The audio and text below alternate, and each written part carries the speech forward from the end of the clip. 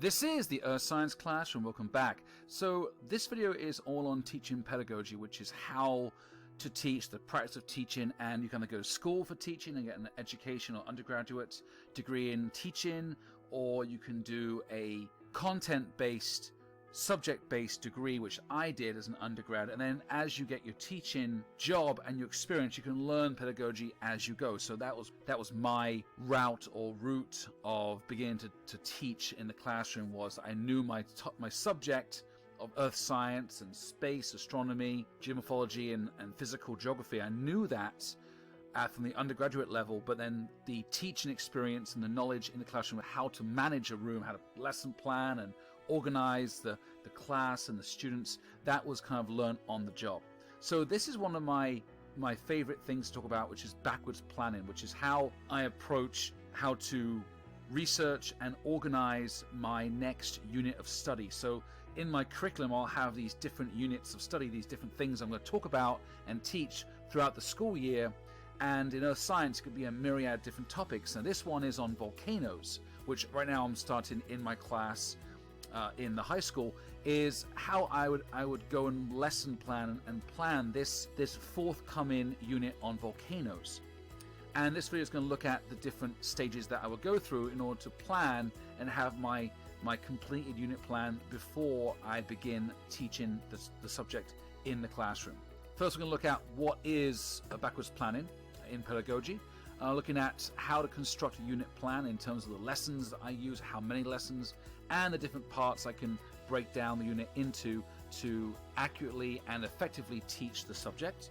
Then looking at the advantages of this and why I would do this personally, and obviously nothing is perfect, looking at the disadvantages of this style compared to other styles of lesson plan that my colleagues perhaps do in my department. So what is backwards planning? Backwards planning is a way to have a complete idea of your whole unit before you start. So you know where you're going. You have planned out the end result, the goal, the objective, the final part. You've done that, and you're going to systematically and progressively work back in a sequence from that end result, from that outcome, and plan out the different lessons so that you know that you can actively get to that point by planning out these lessons that lead and naturally progress to the end result or the objective. So there's a difference between this and, let's say, a forwards plan, or just building a lesson plan step by step so to get to a final part. So the final part is already established. Now, the plan style. So this again is a way of planning. It's not the only. There are multiple different ways of planning. Again, it all comes down to the personal teacher, their experience, their confidence with the unit, their time in the classroom, the students they teach, the age, the level, the ability, the maturity of the students. It all comes down to the teacher's prerogative and what they feel is the best way to plan the lesson, to then orchestrate the lesson and get the most out of the content and the most out of the students. And then again, this is a style of pedagogy. It's what we do in the classroom, how to teach, and from the outside it looks pretty straightforward. You walk into a classroom and you teach your subject, you do exercises, activities and labs, and then you leave.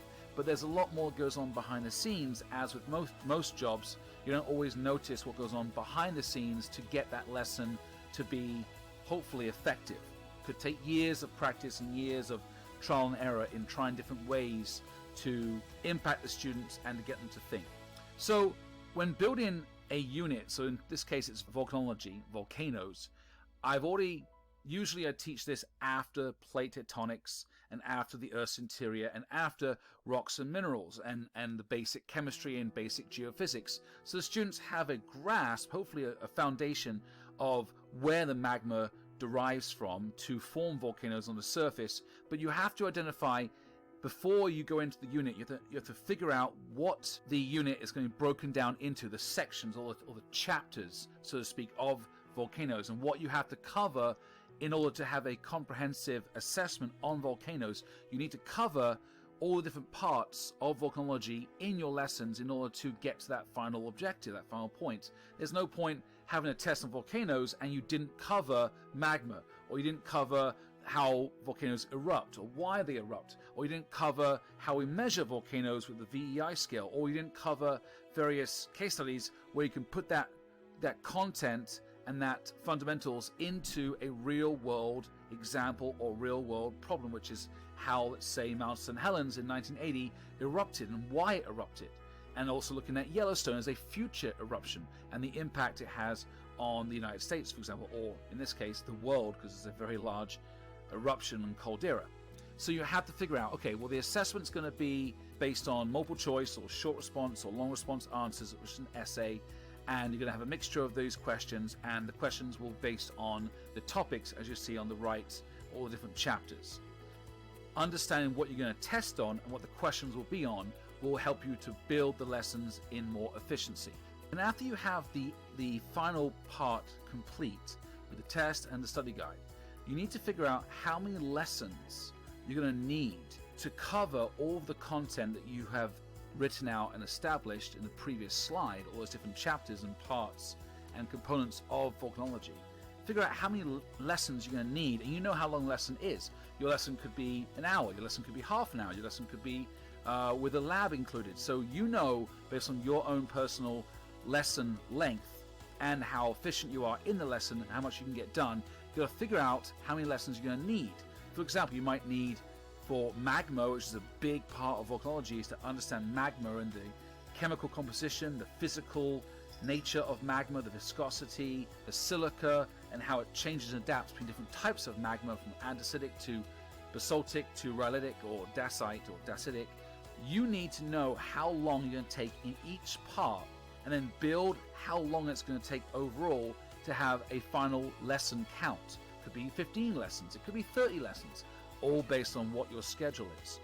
And then from there, you can start with, okay, I got an 18 lesson unit or 16 lesson unit, and this is what I'm going to do. So you know your lessons, 16. I'm going to spend 2 or 3 lessons on magma, 2 or 3 lessons on volcano types, 2 or 3 lessons on how they erupt, 3 lessons on the case studies and Vesuvius, Mount St. Helens and Yellowstone, and 1 lesson on the review day, 2 lessons on introduction, how to get the kids into and grab their attention of volcanoes, and how to instill inspiration into them before you get into teaching it.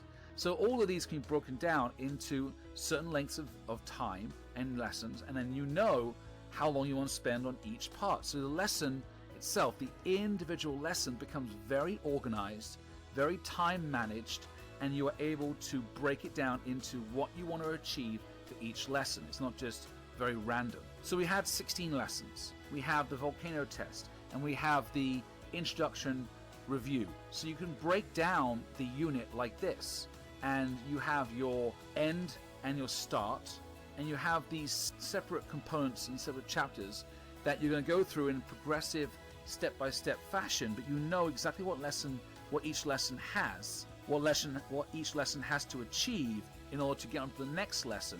And that would also involve how much homework you're going to give out, if any, if you want, to kind of connect the lessons, and how you start each lesson to allow the kids time to remember what they did in previous lessons and to recall and to get back into the current lesson quicker with the previous knowledge that you have taught.